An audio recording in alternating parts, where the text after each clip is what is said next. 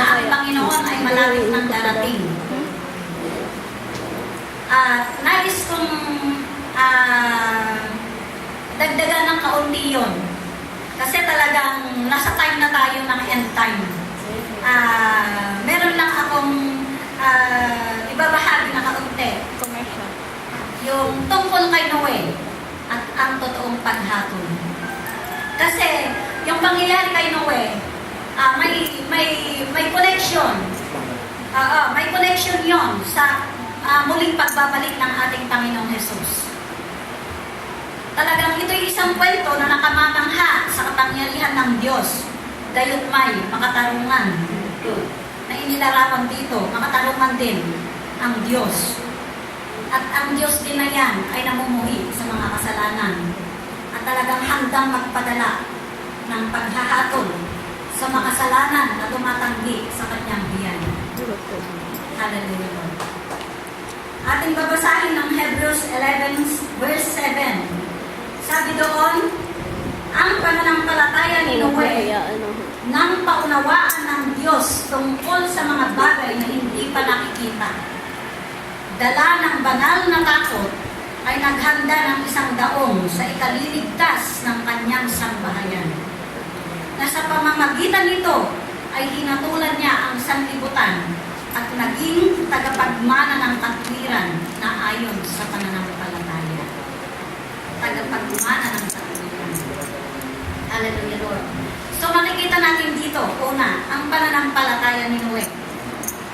So si Noe, nang paunawaan, sabi gano'n, nang paunawaan ng Diyos tungkol sa mga bagay na hindi nakikita, dala ng banal na takot ay naghanda ng isang daong. Diba, noong tayo ay hindi pa tumanggap sa Panginoon, hindi maaaring hindi tayo nakapakinig ng salita ng Diyos, diba? Nahipo ang ating puso. So, doon tayo nagkaroon ng unti-unting pananampalataya. At nung nalaman natin ang lahat ng mga bagay na palatuntunan ng Diyos, kung paano ayawan ng Diyos, kung paano ayaw tingnan ng Diyos ang kasalanan, doon tayo nagkakaroon ngayon ng takot. Then alam natin na mayroong hatol ang kasalanan.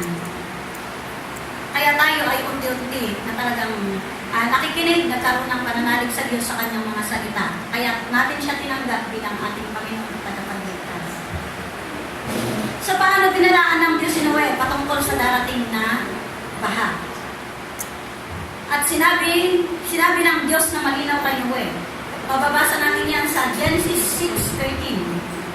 At sinabi ng Diyos kay Noe, ang wakas ng lahat ng tao ay dumating sa harap ko. So makikita natin doon ang kasamaan ng mundo. Dahil umabot sa harap ng Diyos ang kasamaan ng mundo ng panahon ngayon.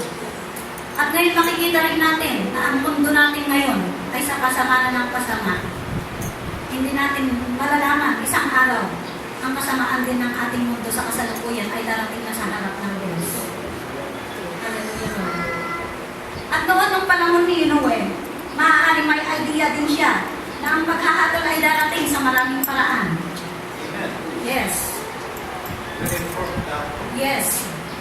Una, ang tatay at lolo ni Noe na si Enoch ay nangaral na ang Diyos ay magsasagawa o ang paghuhukom sa lahat ay darating. Mababasa natin yan sa Judas verse 15.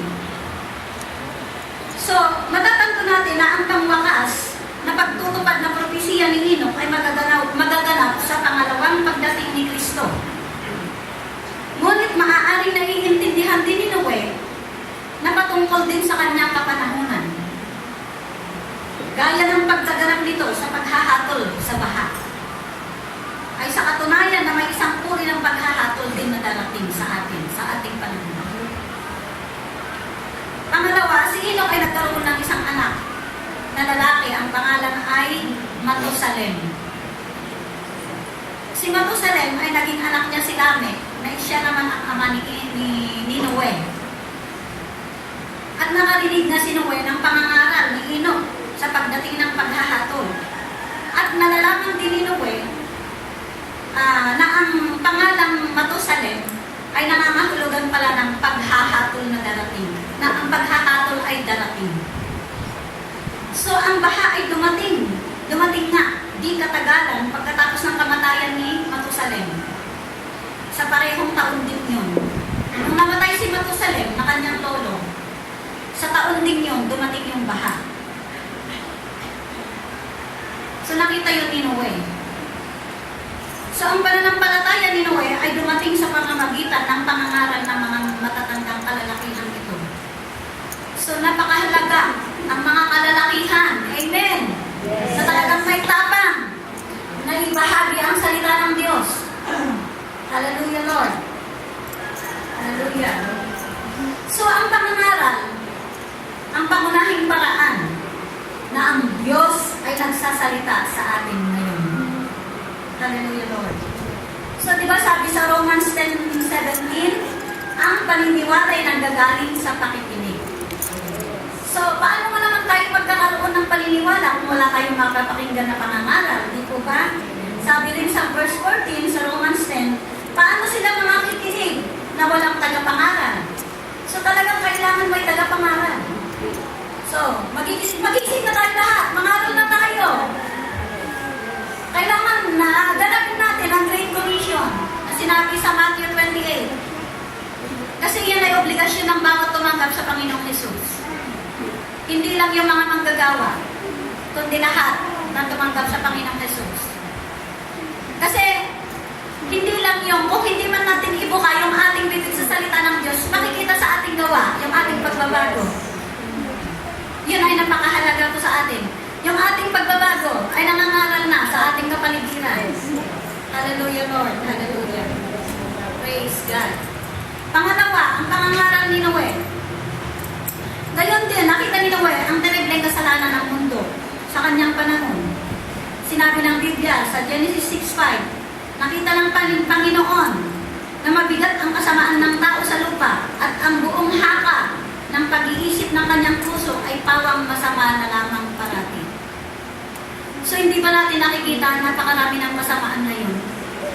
Kung nangyari noon, ang panahon ni Noe, ngayon nakikita natin nangyayari din ngayon. Kaya tingnan natin yung panahon ni Noe, kung mababasa natin, kung ano ang nangyayari noon, nangyayari na rin ngayon. Hallelujah, Lord.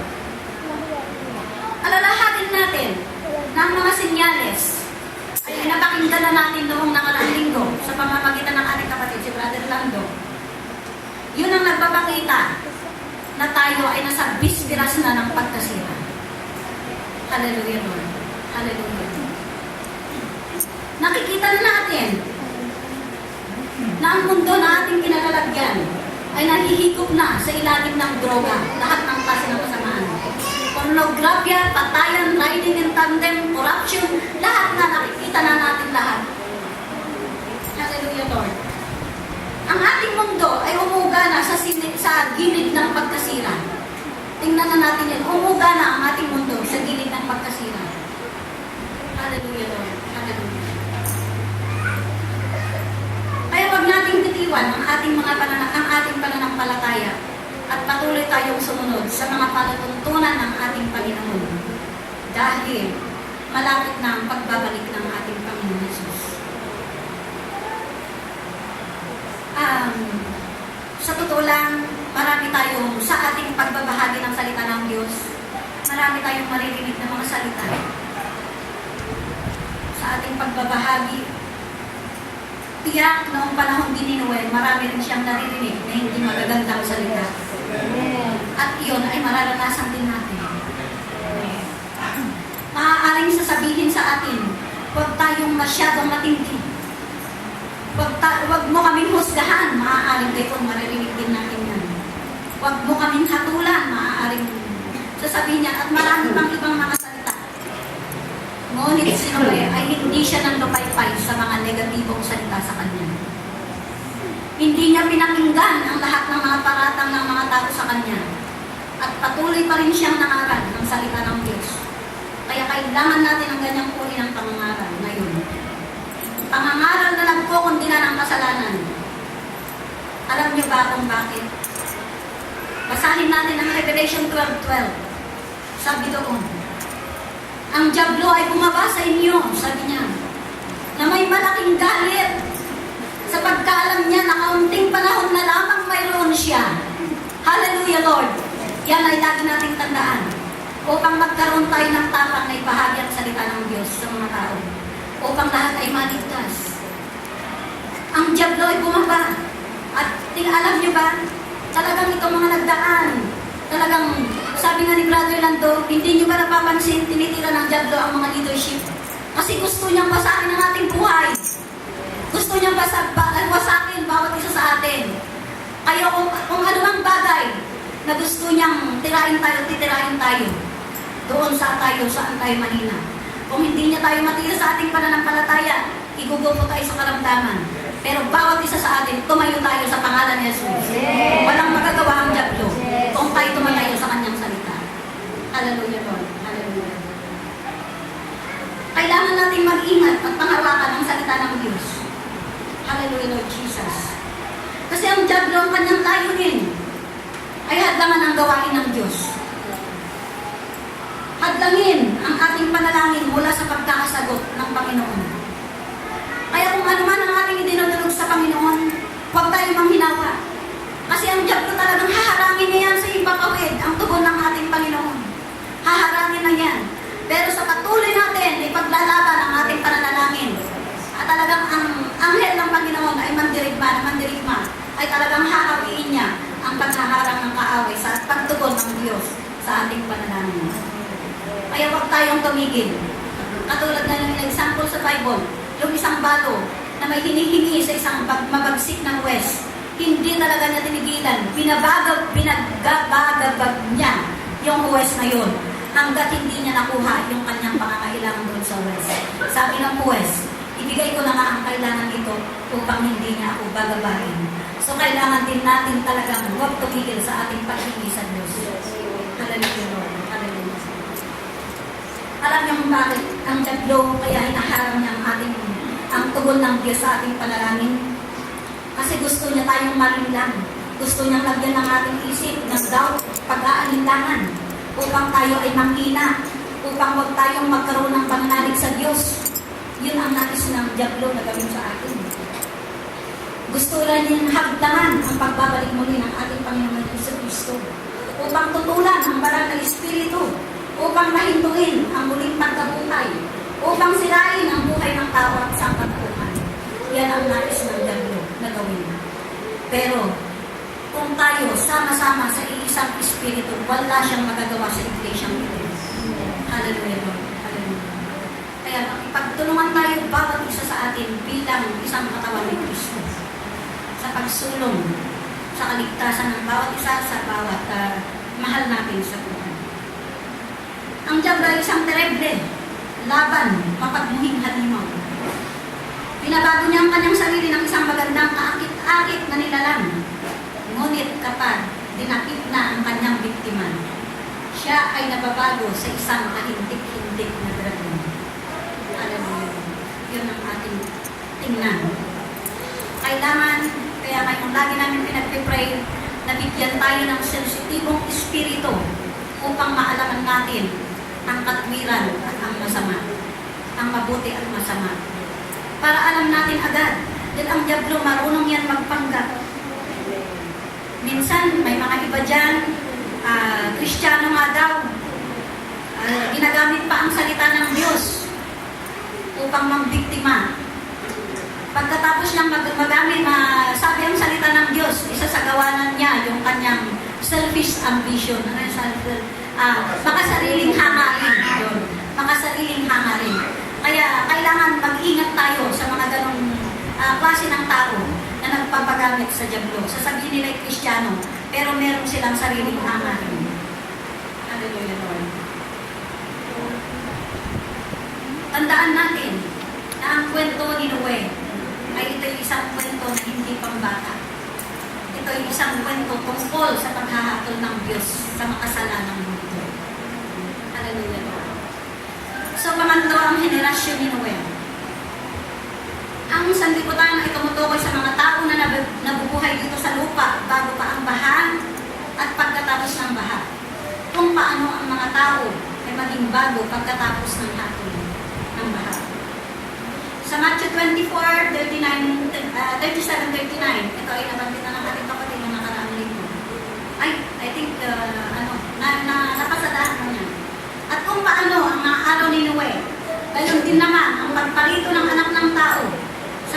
gaya ng mga araw bago nagkagunaw sila, sila ay nagsisikain at nagsisiinom at nag-aasawa at pinag-asawa hanggang sa araw na pumasok si Noe sa daong. At hindi nila nalalaman hanggang sa dumating ang paggunaw. At sila ay tinangay na lahat, ay gayon din naman ang pagparito ng anak ng tao. So nakikita na ba natin ang sanlibutan katulad niyan?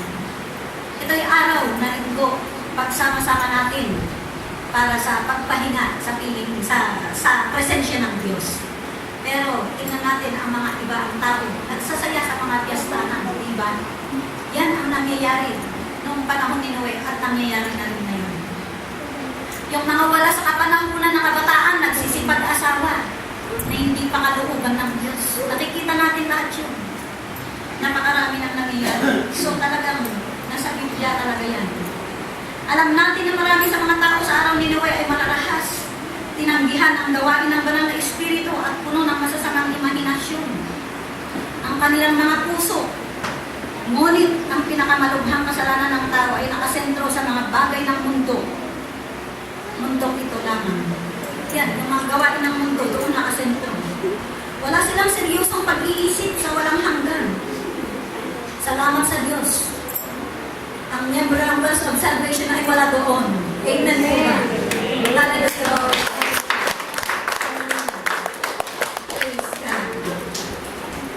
At ang mga tao ay hindi sila interesado kung saan sila mapupunta.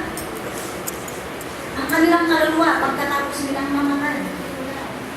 Tulad sila ng mga kabataan na ngayon na nag-iisip lamang tungkol sa mga bidyong laro, sa mga pagsisiyahan, sa mga Facebook na walang katuturan, hindi ginagamit sa tamang paggamit. Pero ang mga kabataan ng Wells, alam ko wala kayo doon. Amen. Hallelujah, Lord. Hallelujah. Kabataan ng Wells, wala kayo doon. Hallelujah, Lord.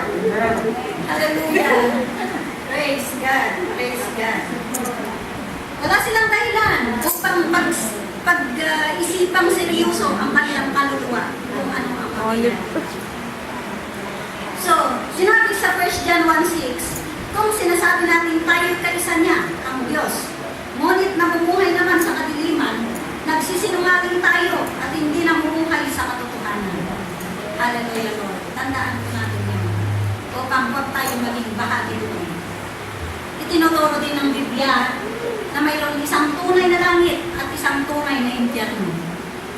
Naway magkaroon bawat isa ng katanungan sa sarili na kung saan ba pupunta pagkatapos ng buhay dito sa lupa. At pagkatapos ng buhay natin dito sa lupa, bawat isa ay mapupunta sa langit man o sa impyerno. Ngayon, saan ka ngayon pupunta, kapatid? Mayroon lamang isang daan papuntang langit. At yan ay sa pamamagitan ng pananampalataya kay Yesu Cristo. Bakit yan totoo? Dahil walang iba kundi si Jesus ang namatay sa krus upang magbayad ng multa para sa ating kasalanan. Ang dugo ni Jesus lamang ang nakalilinis sa inyo at sa atin mula sa kasalanan sa paningin ng Diyos. Si Jesus lamang ang makaliligtas sa atin. Ang Diyos ay isang Diyos din ng paghahatol. Pinamumuhian niya ang kasalanan. Tandaan natin na hindi siya makatitingin sa kasalanan. Iba nang namatay si Kristo sa krus nung siya ay nakapatol sa krus. Ito'y napapakinggan natin sa 7 last word, pag-uliwin, yung sinabi niya, Ama, bakit mo ako pinabayaan? Yun yung time na talagang hindi na siya matingnan ng Ama. Dahil lahat ng kasalanan natin nakadagan natin sa ating Panginoon Jesus. At yun ay hindi matingnan ng Diyos dahil sa kasalanan natin. Hallelujah, Lord. Hallelujah. Kung ang iyong kasalanan ay hindi nabayaran sa pamamagitan ng kamatayan ni Kristo Jesus sa krus at mahugasang malinis sa pamamagitan ng dugo ni Jesus, hindi ka mapupunta sa langit. Sinabi ng ating Panginoong Jesus, sino man ay di makaparoon sa Ama, kundi sa pamamagitan tayo. Makikita natin yan sa John 14:6. Namatay si Jesus sa krus upang bayaran ng ating mga kasalanan. Umamon siya sa pagkamatay upang bigyan tayo ng buhay. Ngayon, ipakumbaba ang ating sarili sa paminingin ng ating Panginoon. Magsisi at tumalikod mula sa makasalanang estilo ng pamumuhay. Isuko natin lagi ang ating sarili. Maging anuman ang ating nalalaman na hindi sa Diyos. At lilinisin tayo ni Jesus mula sa lahat ng kasalanan gamit ang kanyang dugo. Sa pamamagitan ng pananampalataya sa Kanya at magpatuloy tayo na alamin at sumunod sa Kanyang kalooban, sa kalooban niya at sa Kanya. At Kanya-Kanyang tutulungan anuman ang iyong kalagayan at makakamtan natin ang ating kaligtasan. Hanggang dyan lamang ako na isilang dahil yan lang ang aking itutuloy doon sa mensahe ng ating kapatid na nakaalam. So I hope kahit papaano meron tayong nakuha. Para sa atin tayo ay kailangan ng maghanda. Kailangan na natin ipahayag ang salita ng Diyos. Kailangan na natin masidhing ipanalangin ang ating mahal sa buhay na hindi pa tumanggap sa Panginoon. Salamat, salamat po. Tayo ito ngayon. Hallelujah, Lord. Hallelujah. To God be the glory. Yes, Father God in heaven, we thank you for your words. We thank you sa pagpapaalaala mo sa paghahanda sa iyong muling pagbabalik sa amin. Salamat, Panginoon. Tulungan niyo nga po kami, Panginoon, na talagang pagkaroon ng alab, Panginoon, na pag-aralan ang lahat ng iyong mga tuntunin at ibahagi ito, Panginoon, sa lahat ng mahal namin sa buhay, O God. Lord, tulungan niyo kami, talagang ito kami patuloy namin inilalagak sa inyong mapagpalang kamay upang magamit niyo, Panginoon, sa paghahayag sa iyong mga salita, O God. Lord, tulungan niyo bawat isa sa amin na talagang anuman ang aming mga kasalanan pa na hindi namin na magtatagumpayan. Tulungan niyo kami ang lahat ng bagay na magtatagumpayan namin, mga kahinaan namin, O God. Salamat, O God. I-bless mo ang iyong salita sa bawat puso ng iyong mga anak, Panginoon. At ito'y patuloy na mapanghawakan namin, O God. Tulungan niyo kami, pag-alabin niyo bawat isa sa amin. Lord, salamat sa iyo ang papuri, sa iyo ang pasasalamat. Sa pangalan ng aming Panginoon Jesus, na aming tagapagligtas. Amen.